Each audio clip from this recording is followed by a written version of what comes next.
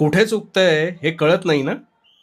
सगळं करून तरीही गोष्टी मनाप्रमाणे का होत नाहीत, हेच सुरू आहे ना डोक्यात. आता यावर उपाय सांगतो. तू शांतपणे ऐक. आणि हो, नुसता ऐकू नकोस, तो कृतीत सुद्धा आण. तू कधी स्वतःचं कपाट पाहिलंयस का रे? आता तू म्हणशील, ते मी रोजच पाहतो, त्यात काय? अरे त्यातूनच आता तुझ्या मनातले प्रश्न सोडवतो बघ. ते जे तुझं कपाट आहे, ते प्रचंड भरलेलं असेल ना? पण कधीतरी त्यातल्या नको असलेल्या गोष्टींचा विचार केलायस का? नाही. निव्वळ ते कपाट भरण्याच्या मार्गावर तू आहेस. हो की नाही? पण मग एक दिवस अशी गफलत होते, की हवी असलेली गोष्ट आपल्याला सापडत नाही. त्यावेळेस ती शोधत असताना तू ते कपाट अजून अस्ताव्यस्त करतोस आणि मग तसाच पुढे निघून जातोस.